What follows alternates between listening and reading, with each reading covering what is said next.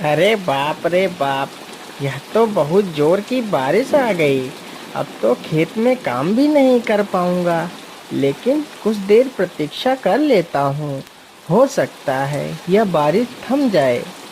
इस प्रकार वह किसान काफी देर तक बारिश के थमने की प्रतीक्षा करता है। मुझे नहीं लगता कि अब यह बारिश रुकेगी।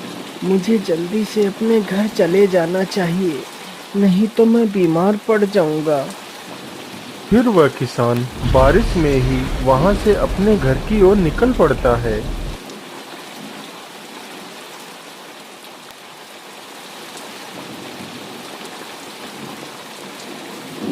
अरे, ये आवाजें कैसी?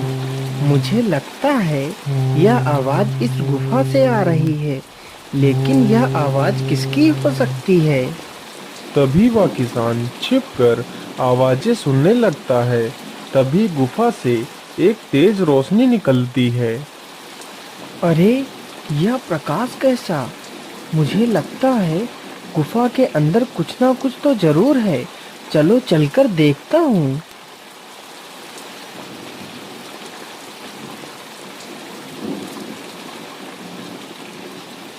फिर वह गुफा के अंदर जाता है और देखता है कि एक साधु एक शिला पर बैठकर अपनी तपस्या में लीन है। अरे, यह तो एक साधु है। परंतु इस साधु के अंदर तो कितना तेज है। तभी उस साधु की आंख खुल जाती है। कौन हो तुम और इस गुफा में क्यों आए हो? बाबा, मैं एक किसान हूँ और मैं अपने खेत में काम कर रहा था। तभी भारी वर्षा होने के कारण मैं यहीं से गुजर रहा था। तो मुझे इस गुफा से कुछ आवाजें सुनाई दी। तो मैं इस गुफा में ये देखने आया था कि आखिर इस गुफा में कौन है। लेकिन बेटा, तुम्हें इस गुफा में नहीं आना चाहिए था। यह गुफा बहुत ही खतरनाक है। चले जाओ यहाँ से। ठीक है बाबा, मैं यहाँ से चला जाता हूँ।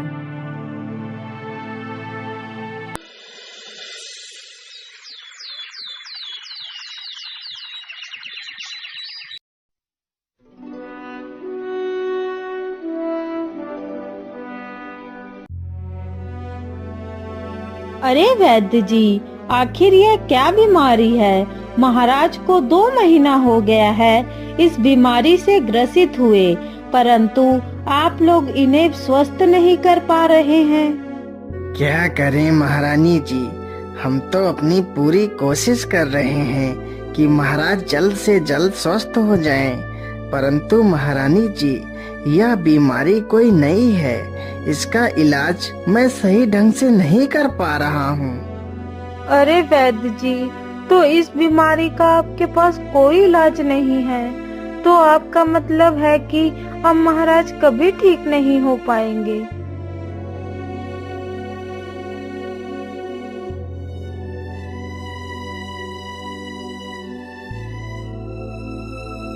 अरे भाग्यवान, आज इतना समय हो गया और तुम अभी भी सो रही हो।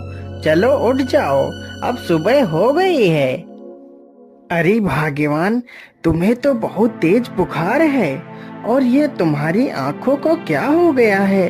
तुम्हारी आंखें तो पीली हो गई हैं। अरे सुनीता, तुम घबराओ मत। मैं अभी जाता हूँ और वैद्य जी को बुलाकर लाता हूँ।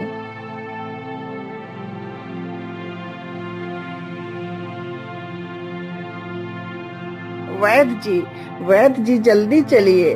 हमारी पत्नी को पता नहीं क्या हो गया है। उसे बहुत जोर का बुखार हो गया है। अरे, ये क्या? या तो वही बीमारी है जो राजा को हुई है। क्या हुआ वैद्य जी? आप कुछ बोल क्यों नहीं रहे? क्या हुआ है मेरी पत्नी को? कुछ तो बताइए वैद्य जी। अरे महेश, तुम्हारी पत्नी को बहुत ही गंभीर बीमारी हुई है। इसका इलाज मेरे पास नहीं है।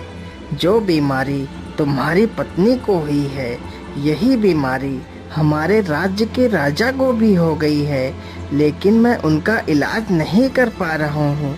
अब तो भगवान से ही प्रार्थना करो कि वह सब कुछ ठीक करें। हे भगवान, ये कैसी बीमारी दे दी है मेरी पत्नी को, जिसका कोई इलाज ही नहीं है। भगवान, मेरी मदद करो, मेरी पत्नी की रक्षा करो।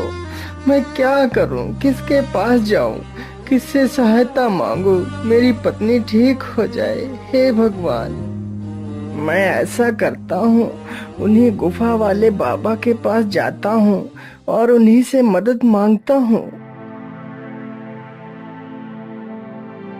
बाबा, मेरी मदद करो बाबा, आंखें खोलो बाबा, मेरी मदद करो। क्या हुआ बेटा, तुम इतना परेशान क्यों हो?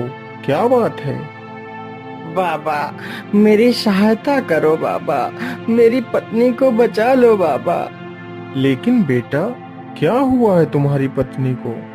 बाबा, मेरी पत्नी एक बहुत ही गंभीर बीमारी से ग्रसित हो गई है, जिस बीमारी का वैद्य के पास भी कोई इलाज नहीं है बाबा। अब आप ही मेरी मदद कर सकते हो। फिर साधु अपना ध्यान लगाकर देखता है। अरे बेटा, यह कोई साधारण बीमारी नहीं है, यह तो एक महामारी है जो धीरे धीरे पूरे राज्य के लोगों को ग्रसित कर देगी, जिससे पूरे राज्य का विनाश हो जाएगा। लेकिन बाबा, क्या इस बीमारी को रोकने का कोई उपाय नहीं है? बेटा, इस बीमारी को रोका जा सकता है, लेकिन इसका उपाय बहुत ही कठिन तथा दुर्लभ है। बाबा, बस आप मुझे वह उपाय बता दीजिए, मैं अपनी पत्नी को बचाने के लिए कुछ भी कर सकता हूँ। तो सुनो बेटा, यहाँ से 100 कोस दूर एक त्रिकाल वन है, जिस वन में एक जादुई पेड़ है। यदि उस पेड़ का फल मिल जाए तो तुम्हारी पत्नी की जान बचाई जा सकती है, परंतु ध्यान रहे, ये फल रात्रि में ही निकलता है और जैसे ही यह फल निकलता है तो परियां इसे तोड़कर ले जाती हैं। यदि वह परियां अपनी इच्छा अनुसार तुम्हें यह फल दे देती हैं तो तुम्हारी पत्नी की जान बचाई जा सकती है। फिर महेश वहां से फल की तलाश में निकल पड़ता है।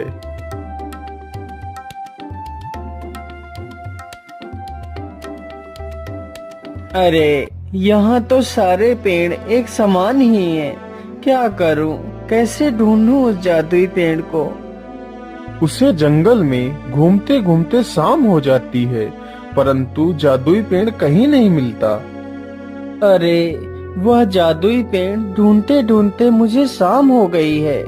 अब यदि मैं जंगल में घूमता रहा तो मुझे जंगली जानवर नुकसान पहुंचा सकते हैं, इसलिए मुझे किसी न किसी पेड़ पर चढ़कर बैठ जाना चाहिए।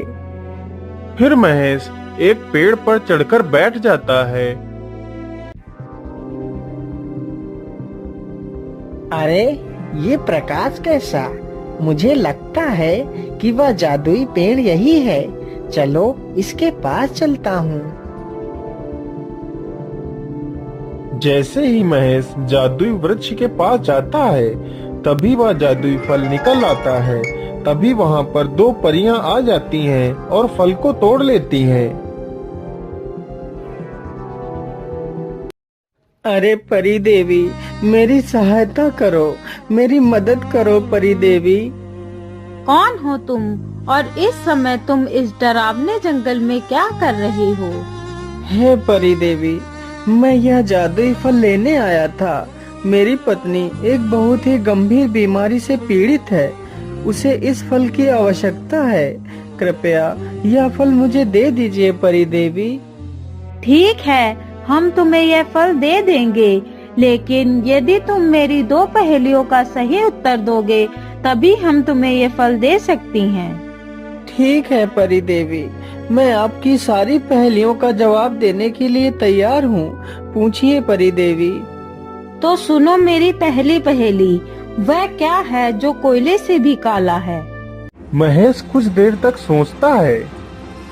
हे परी देवी, कोयले से ज्यादा काला कलंक होता है। यदि कोयला इंसान के ऊपर लग जाए तो उसे पानी से साफ किया जा सकता है, लेकिन यदि किसी इंसान के चरित्र पर कलंक की कालिक लग जाए तो वह कभी नहीं छूटती। हाँ हाँ, तुम्हारा जवाब तो एकदम सही है। मेरी दूसरी पहेली सुनो। 4 टांगों की हूँ मैं ऐसी, छलनी के सब मुझ में छेद, पीड़ित को आराम न देती, बतलाओ तुम इसका भेद। हे परी देवी, इसका सही उत्तर चारपाई है। हाँ, एकदम सही जवाब। तुम्हारे दोनों जवाब बिल्कुल सही हैं। तुम बहुत ही बुद्धिमान हो। मैं तुमसे बहुत ही प्रसन्न हूँ, इसलिए यह फल मैं तुम्हें देती हूँ।